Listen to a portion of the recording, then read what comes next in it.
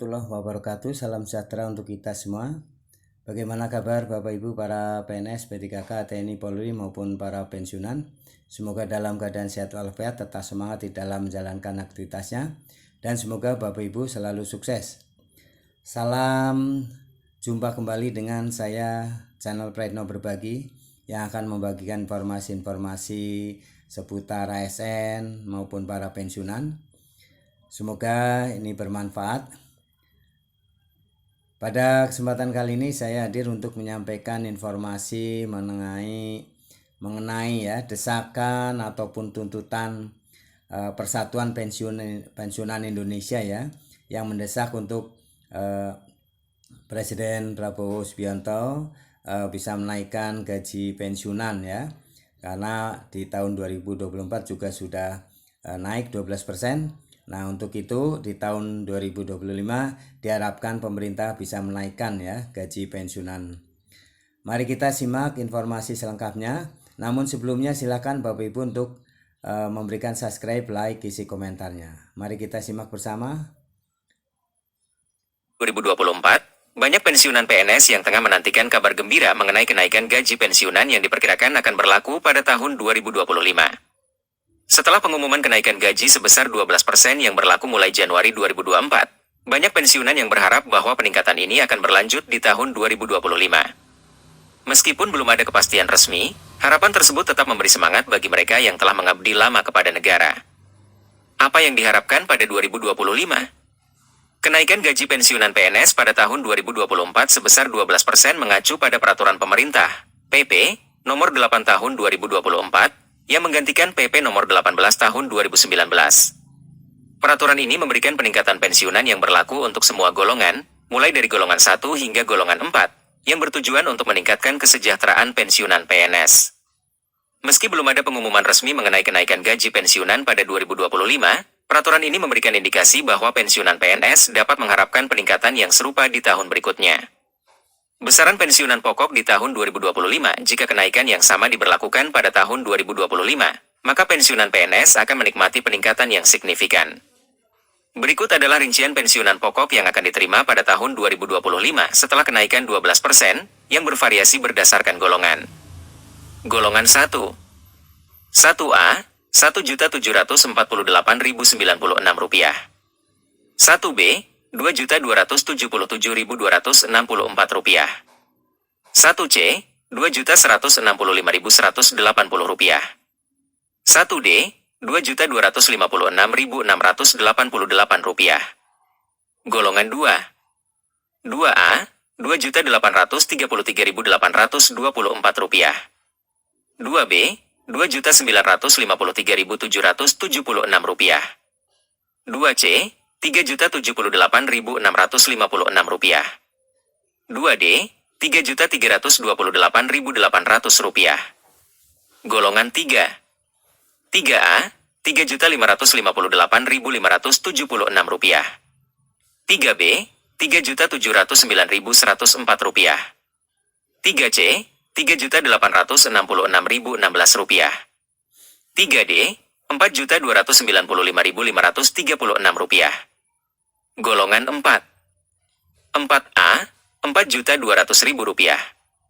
4B, Rp4.377.744. 4C, Rp4.562.880. 4D, Rp4.755.856. 4E, Rp4.957.008. Jumlah tersebut merupakan pensiunan pokok yang nantinya akan ditambah dengan tunjangan kesehatan, tunjangan keluarga, serta tunjangan lainnya sesuai dengan kebijakan pemerintah.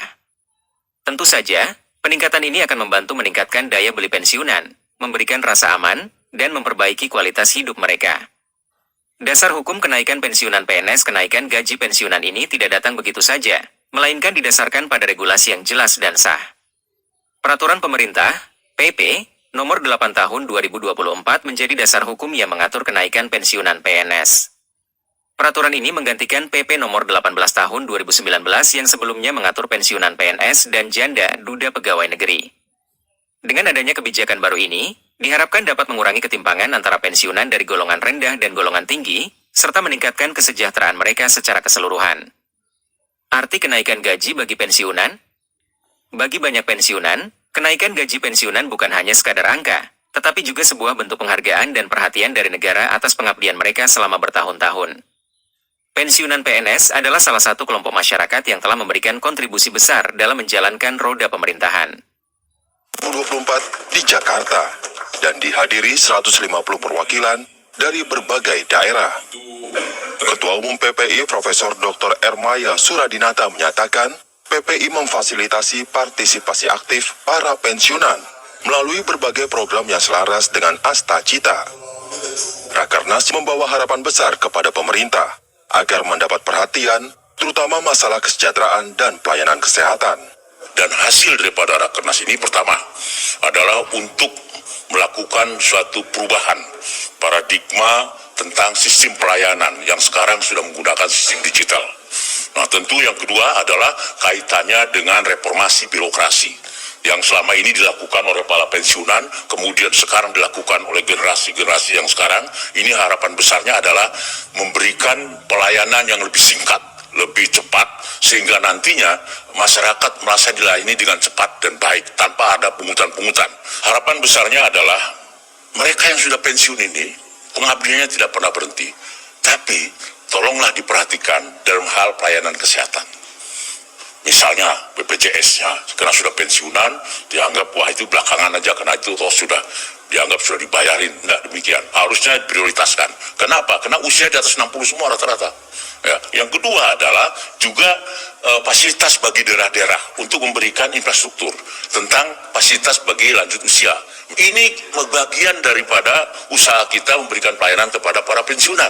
Kemudian juga tentu ya kalau pegawai negeri TNI, Polri semua naik, juga pensiunan juga bagi pensiunan TNI, pensiunan Polri, pensiunan ASN, pensiunan BUMN, ya harusnya juga dinaikkan. Nah, supaya mengikuti perkembangan ekonomi. PPI berdiri sejak 17 Maret 2022 yang merupakan wadah para pensiunan dari berbagai latar belakang. Saat ini, PPI memiliki 15 Dewan Pengurus Wilayah.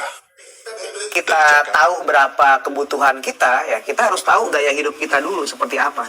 Jadi semua diukur dari pengeluaran kita, ya.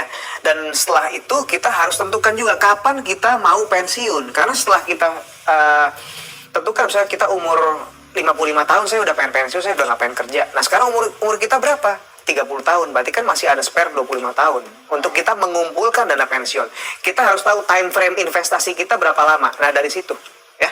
Nah, habis itu dari sana kita hitung pengeluaran tahunan kita, ya. Sekarang itu berapa sih kita punya pengeluaran tahunan? Kita hitung di bagaimana kalau di masa pensiun nanti, misalnya sekarang 30 tahun.